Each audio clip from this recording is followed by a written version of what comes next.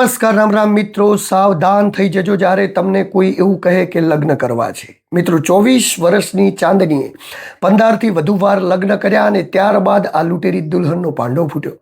પોલીસે આ લૂંટેરી દુલ્હનને કેવી રીતે પકડી અને આ લૂંટેરી દુલ્હન એ લોકોને કેવી રીતે પોતાના જાળની અંદર ફસાવતી હતી, સમગ્ર ઘટનાની વાતચીત કરીશું વિગતે. પરંતુ એ પહેલાં આપ મારી ચેનલની અંદર નવા આવ્યા હો તો મારી ચેનલને લાઈક, સબસ્ક્રાઈબ, ફોલો કરી દો, જેથી હું આપના માટે આવા અદ્ભુત પ્રકારના વિડીયો બનાવતો રહું. મિત્રો, વાતચીત કરવી છે સમાજની એવી ઘટનાઓ વિશે જે સમાજમાં દરરોજ બરોજ ઘટતી હોય છે. દરરોજ બરોજ ઘટતી ઘટનાઓની અંદર એવી ઘટનાઓ ઘટિત થાય છે કે જેમાં સમાજની તાદી જરૂરિયાત છે.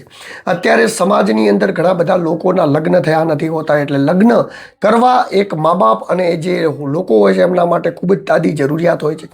આ લગ્ન નથી થતા એના કારણે કરીને એમના મા બાપ હોય, ત્યારબાદ એમના પરિવારજનો હોય, એ કોઈ પણ જગ્યાએ પોતાના દીકરા કે દીકરીના લગ્ન કરાવવા માટે તૈયાર થઈ જાય છે અને આવા જ લોકોને ટાર્ગેટ કરતી ટોળકીઓ સક્રિય થઈ છે. આમ તો માર્કેટની અંદર આ પ્રકારે ચીટિંગ કરતી ઘણી બધી ટોળકીઓ હોય છે, પરંતુ જે ટોળકી ઝડપાઈ છે, ટોળકીના આધારે આપણે આજે વાતચીત કરવાના છીએ કે આ ટોળકી એ કેવી રીતે લોકોને ટાર્ગેટ કરતી હોય છે અને કેવી રીતે એમની જાળની અંદર જે લોકો લગ્ન નથી કર્યા એમને ફસાવતા હોય છે. તો આવી જ એક ઘટના ઘટી છે. આ ઘટના ત્યારે પ્રકાશમાં આવી જ્યારે આપણે વાતચીત કરીએ વિગતે તો રમેશભાઈ રાઠોડ, જેમનું નામ બદલેલ છે, જેઓ મહેસાણા પોલીસ સ્ટેશનમાં એક અરજી કરે છે. અરજીની અંદર એક એવું લખે છે કે મારી પત્ની એ ઘરેથી 3 દિવસથી ગુમ છે, હજી સુધી મળી આવી નથી. જ્યારે પોલીસ સ્ટેશનના પીઆઈ સાહેબ એમને બોલાવે છે ને એમને પૂછે છે કે તમારી પત્ની ક્યારે ગુમ થઈને શું થયું એ વિશેની વાતચીત કરે છે, ત્યારે કહે છે કે એના પપ્પાની તબિયત સારી ન હતી એવું કહીને ગઈ હતી ને 3 દિવસથી એનો ફોન લાગતો નથી. ત્યારે પીઆઈ સાહેબ એમને પૂછે છે કે તમારી પત્નીનું જે ઘર છે તમે જોયેલું છે, તમારા મતલબ સાસરું છે તમે જોયેલું છે? તો એ કહે છે કે સાસરું અમે જોયું નથી, કારણ કે મેં જે લગ્ન કર્યા હતા એ લગ્ન કોઈ જાન લઈ, કોઈ વરઘોડો લઈને એ જગ્યા ઉપર નહોતા ગયા. એ છોકરી જોડે મેં એમ જ કોન્ટ્રાક્ટથી લગ્ન કર્યા હતા. તો કે કોન્ટ્રાક્ટથી લગ્ન કર્યા તો કોઈ એવું તમારા જોડે એફિડેવિટ છે? તો કે ના, હજી સુધી એ મારા જોડે આવી ગઈ હતી, હવે એફિડેવિટ હવે કરાવવાનું હતું, લગ્ન હવે કરાવવાના હતા. એટલે ના લગ્નની નોંધણી એ કોઈ કોર્ટમાં થયેલી હતી, ના લગ્ન એમના જે ઘર હતું એ જગ્યાએ કરીને ગયેલા હતા. એટલે પોલીસ વિચારમાં પડી ગઈ કે આવી તે પત્ની કોણ. પોલીસને આશંકા ગઈ અને પોલીસને તરત જ ખ્યાલ આવી ગયો કે આમાં ક્યાંક ચીટિંગની આશંકા છે. પોલીસે ધીરે ધીરે આ વાતની અંદર કયા નંબર ઉપરથી કોનો ફોન આવ્યો તો બધી જ ડિટેલો તપાસવાનું ચાલુ કર્યું. ડિટેલો તપાસતા એ માલુમ પડ્યું કે ચાંદની નામની એક યુવતી છે જે આ કામ કરાઈ રહી છે. આમ તો પોલીસને અરજી મળી આવે છે 12 ઓગસ્ટ 2024ના રોજ, પરંતુ આ ચાંદની નાસ્તી ફરતી હોય છે એટલે મળી આવતી નથી. પરંતુ આવા ઘણા બધા લગ્નોના કેસ એટલે કે ઢગલો કેસ એ પોલીસ ફાઇલની અંદર દર્જ થયેલા હોય છે. પોલીસ અસમંજસમાં હતી. પોલીસે તપાસ ચલાવીને જે આ રીતના જે બકરાઓને જેમને ટાર્ગેટ કરવામાં આવતા હતા એ રીતનું જ પોલીસે ચોકટું ગોઠવી કાઢ્યું. કારણ કે આ ટોળકી એ પ્રકારના લોકોને ટાર્ગેટ કરે છે જેઓ વાંઢા છે, એટલે કે જેમને લગ્ન નથી કરેલા. એટલે લગ્ન નથી કરેલા એવા લોકોનો ટાર્ગેટ કરાવવાની અંદર પોલીસે એક સતકડું ગોઠવી કાઢ્યું. સતકડાની અંદર ક્યાંક ને ક્યાંક આ લોકો આવી જાવ, પરંતુ એના જ પહેલાં એ લોકો પોલીસના હાથે લાગી ગયા. જ્યારે પોલીસે એમને ધરપકડ કરી અને એમના જોડે પૂછપરછ કરી ત્યારે પોલીસ પણ ચોંકી ઉઠી. કારણ કે પોલીસને ચાંદનીએ કહ્યું કે આ કામની અંદર હું, મારી માતા સવિતા, ત્યારબાદ બીજી એક છોકરી જેમનું નામ છે રશ્મિકા, અને ત્યારબાદ એક વ્યક્તિ છે જેમનું નામ છે રાજુભાઈ ઠક્કર, અમે 4 લોકો મળી અને આ કામકાજ કરતા હતા. આ 4 લોકોનું એક જ કામકાજ હતું કે કોઈ પણ જોડે જવાનું, જઈ અને વાતચીત કરવાની કે તમારા દીકરાના લગ્ન કરવા હોય તો અમે કરાવી આપીશું. આ વાતચીત કરવા માટે જતા રાજુભાઈ દલાલીનું કામ કરતા, એટલે કે ગ્રાહકો ગોતી લાવવાનું કામકાજ હતું રાજુભાઈનું. ત્યારબાદ કઈ છોકરી પસંદ આવે છે એટલે કે રશ્મિકા બતાવવામાં આવતી અને ત્યારબાદ ચાંદની બતાવવામાં આવતી. મોટા ભાગે ચાંદની વધારે પસંદ આવતી, કારણ કે ચાંદની દેખાવડી હતી. એટલા માટે કરીને ચાંદનીના 15 લગ્ન થયા.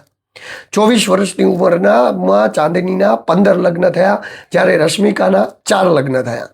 એટલે કે વધુમાં વધુ રશ્મિકા કરતાં પણ ચાંદનીને લોકો પસંદ કરતા અને પસંદ કરી અને પૈસા આપીને એને ઘરે લઈ જતા. જ્યારે ઘરે લઈ જાય ત્યારે ઘરના લોકો એના પૂંખણા લે, ત્યારબાદ એને વધાવે. બધું જ પ્રકારની જે આપણા ઘરે જેમ પરણીને નવા દુલ્હા દુલ્હન આવ્યા હોય ને એમના સ્વાગત માટે જે કરવામાં આવે બધું જ કરતા. ત્યારબાદ ઘણી બધી જગ્યાએ તો લોકો નાના મોટા જમણવારો પણ રાખતા અને આ બધા જમણવારો રાખી ખાઈ પી 5, 7, 8, 10 દિવસ રહી સારી સારી વાતચીતો કરી અને ત્યારબાદ રાજુભાઈ ઠક્કર એ એમના બનેવી બનીને આવે. જે દલાલ રાજુભાઈ ઠક્કર હતા એ બનેવી બનીને આવે, જમે, ચા પીવે ને પછી કહે કે તમારા ફાધરની તબિયત ખૂબ ખરાબ છે તો હાલો હું તમને તેડવા આવ્યો છું. ઘણીવાર ઘરવાળા એવું કહેતા કે તમે શું કરવા આવ્યા, અમે આવીને મૂકી જોત.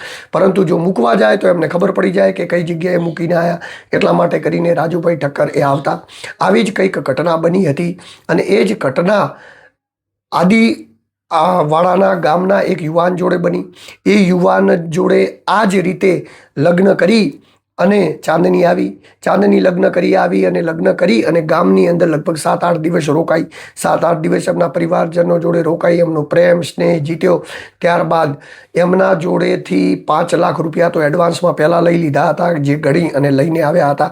ત્યારબાદ એમના જે દાગીના કરાવેલા હતા બધા દાગીના સાથે રાજુભાઈ ઠક્કર આવે છે અને કહે છે કે ચાંદનીને હું લઈ જાઉં છું, એમના પિતાની તબિયત ખરાબ છે.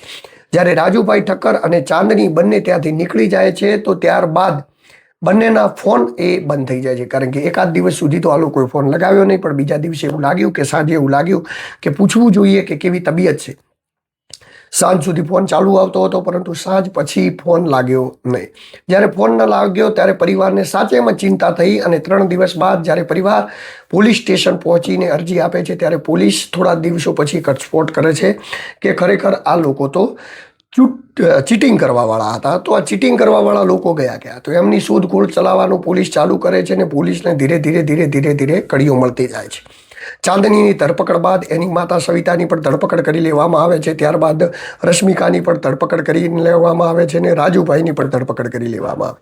આ બધાની જે ધરપકડ કરી અને એમને પૂછપરછ કરવામાં આવે છે કે તમે આ ગુનાઓ કઈ જગ્યાએ કર્યા અને કેટલી જગ્યાએ કર્યા. તો મિત્રો તમે ચોંકી જશો, આ ટોળકીએ 10 જિલ્લાઓની અંદર લગભગ 15થી વધારે લગ્ન કર્યા અને 52 લાખથી વધારે રોકડ રકમ પચાવી પાડવામાં આવી. આમ તો જો કે આ લોકોનો ભાવ એવો હતો કે 5 લાખ રૂપિયા લેતા હતા. કોઈ જગ્યાએ એવું લાગે કે પાર્ટીની ચીજ છે તો લગ્ન માટે 2-2.5 લાખ રૂપિયા પણ લઈ લેતા હતા. પરંતુ આ બધું જ કર્યા બાદ કોઈ જગ્યાએ માણસને એવી રીતેનો ફસાવી દેતા અને ફસાવીને એને છૂટાછેડા થઈ જશે એવું કરીને પણ એના જોડે 50,000 રૂપિયા, લાખ રૂપિયા પડાવતા હતા. એટલે કે બીજા પણ પૈસા જો મોકો મળે તો આ લોકો લેતા હતા અને એવું લાગે કે હવે અહીંયા કયા લેવા દેવું નથી તો આ લોકો રફુચક્કર થઈ જતા હતા અને એમના ફોન બંધ કરી દેતા હતા અને પરિવારો વિચાર કરી જતા હતા કે શું થયું. ગુમની નોંધ નોંધાવતા હતા, પોલીસને કોઈ ભાળ મળતી ન હતી. જ્યારે આની ઊંડાણપૂર્વક પોલીસે તપાસ કરી તો તપાસના અર્થે પોલીસને એ માલુમ પડ્યું કે આ એક મહેસાણા જિલ્લાની વાતચીત નથી. બનાસકાંઠાના દિયોદરના લુદ્રા ગામે પણ આ લૂંટ ચલાવી છે, સાબરકાંઠામાં, ઈડરમાં. ત્યારબાદ વાતચીત કરીએ તો કચ્છ સુધીના જિલ્લાઓને પણ છોડ્યા નથી. એટલે કે 10 જિલ્લાઓની અંદર 15થી વધુ લગ્ન એ ચાંદનીએ કર્યા અને 52 લાખ રૂપિયા પડાવ્યા હોય એવો ઘટસ્ફોટ થયો. આ ઘટસ્ફોટની અંદર પહેલાં પૈસા લેવામાં આવતા, ત્યારબાદ મોબાઈલ માગવામાં આવતો, ઘરેણાં માગવામાં આવતા અને આ બધું જ લઈ અને ત્યારબાદ પછી ધીરે 4-5-7 દિવસમાં રફુચક્કર થઈ જવાનું અને રફુચક્કર થયા પછી ત્યાંથી એવા ક્લેમ કરવાના જો પકડાઈ જાઓ તો કે તમે અમારી દીકરીને હેરાન કરી, તમે આમ કર્યું તેમ કર્યું તો હવે તમારે ત્યાં નહીં મૂકીએ, તમે અમારી દીકરીને મારી, અમે તમારા ઉપર કેસ કરી નાખીશું, અમે તમારા ઉપર બળાત્કારનો કેસ કરીશું. આવી બધી વાતચીતો કરીને સામેના લોકોને ડરાવવાની કોશિશ કરવામાં આવતી હતી. પરંતુ ક્યાંક કોઈકે બહાદુરી દર્શાવીને પોલીસ સુધી પહોંચ્યા તો તાત્કાલિક જ આ ટોળકી ઘણા બધા સમયથી આ કામકાજ કરતી હતી પરંતુ અત્યારે ઝડપાઈ પડી છે. એટલે મહેસાણા પોલીસને ખૂબ જ મોટી સફળતા મળી છે.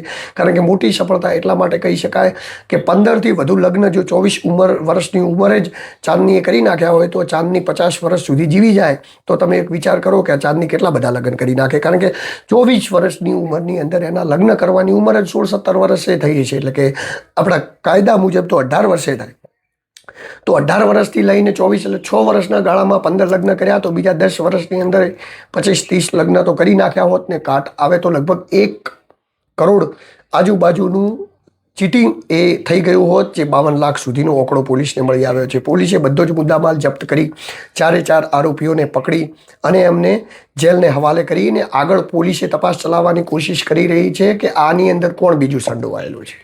તો તપાસમાં એ પણ ખુલ્યું કે જે રશ્મિકા નામની છોકરી પકડાઈ હતી એને પણ 4 લગ્ન કરેલા હતા. એટલે એને પણ 4 અલગ અલગ જગ્યાએ લગ્ન કરી અને એ પણ 7 થી 8 એટલે કે 12 લાખ આજુબાજુ રૂપિયા એ પણ પડાવી ચૂકી છે. એટલે આ બધા જ ટોળકી મળી અને આ કામકાજ કરતી હતી. જ્યારે આ દીકરીઓ જોડે આ કામકાજ કરાવવામાં આવે ત્યારે આ દીકરી ચાંદનીની માતા સવિતા એ બીજા જોડે વાતચીત કરતી હતી કે મારી દીકરી લગાવવાનું છે, પરંતુ હું વિધવા છું, મારે પૈસાની ખૂબ જરૂર છે, આમ છે તેમ છે એમ કરી અને સામેના લોકો જોડેથી પૈસા પડાવવામાં આવતા. પૈસા પડાવી 6-7 દિવસ પછી દીકરીને ઘરે લઈ જતા અને આ રીતના તોડ પાણી એ સતત આ લોકો કરતા હતા. પરંતુ પોલીસે અમને પકડીને એમનો પર્દાફાશ કરી એમને જેલની પાછળ ધકેલી દીધા છે. અને મિત્રો, સમાજની અંદર આવી કોઈ પણ ઘટનાઓ ઘટતી હોય, તમારી સગાઈ થતી હોય કે ન થતી હોય, તમને છોકરી મળતી હોય કે ન મળતી હોય, પરંતુ કોઈ જગ્યાએ તમે આવી જગ્યાએ પૈસા આપીને કોઈ કાર્ય ન કરતા. કારણ કે એવું થાય છે કે જો જે પૈસા લઈને તમારા જોડે આવશે, પૂંછડું લઈને, એનો પણ ભાગ હોય છે. એટલે કે દલાલનો પડામાં 50% ભાગ હોય છે. ત્યારબાદ જે તમને ત્યાં લઈને જશે એનો પણ ભાગ હોય છે. આ એક જીલી મૂલી સિસ્ટમ ચાલે છે, ચીટિંગની આખી લાઈન ચાલતી હોય. જે 5 લાખ રૂપિયા પડાવે બધાના ભાગે વેચાય છે, લાખાના લાખાના લાખાના લાખાના, આમ કરીને એક આખી સિસ્ટમ ચાલતી હોય છે. એટલે આ સિસ્ટમની અંદર તમે ના સંડોવો, તમારા સુધી આ સિસ્ટમ ન પહોંચે એના માટે તમારે જાગૃત બનવું પડશે, તમારે સજાગ રહેવું પડશે. અને તમારે સજાગ રહેવા માટે કરી જ્યાં તમારી ઓળખાણ ના હોય, જ્યાં તમારી જાન પહેચાન ના હોય, હું તો કહું છું કે જ્યાં તમારો સમાજ ના હોય એવી કોઈ પણ જગ્યાએ જઈ કોઈ પણ કાર્યની અંદર તમે પડતા નહીં. એવી કોઈ દૂર જગ્યાએ જઈ અને કોઈ પણ કાર્યની અંદર મિત્રો તમે ફસાવતા નહીં તો તમારા પૈસા પણ બરબાદ થઈ જશે. ત્યારબાદ તમારી જિંદગી પણ બરબાદ થઈ જશે અને તમારા ઉપર એક ટીકો લાગી જશે કે આ લોકો પરણવા માટે ગયા હતા અને ત્યાંથી છેતરાઈને આવી ગયા. તો આવી ઘણી બધી ટુકડીઓ એ અત્યારે પણ એક્ટિવ છે અને આવું બધું કામ કરી રહી છે. અત્યારથી નહીં, આ ઘણા બધા સમયથી આ એક શિડ્યુલ ચાલી રહ્યું છે. પરંતુ જે રીતે પોલીસ છે એટલે કે મહેસાણા પોલીસને જે સફળતા મળી, સર્વ જ ગુજરાતની પોલીસ આ પ્રકારની ટોળકીઓને પકડે, એના ઉપર કાર્યવાહી કરે અને સમાજની અંદર જે આ ગંદકી ફેલાઈ રહી છે એ ગંદકી ફેલાતી અટકે એવી આશા સાથે નમસ્કાર, રામ રામ. હું છું દિલુ ચૌધરી અને મિત્રો, મારા વિડીયો ગમતા હોય ને તો મારી ચેનલને લાઈક, સબસ્ક્રાઈબ, ફોલો કરીને મને સપોર્ટ કરજો, જેથી હું આપના માટે આવા અદ્ભુત પ્રકારના વિડીયો હર હંમેશા બનાવતો રહીશ.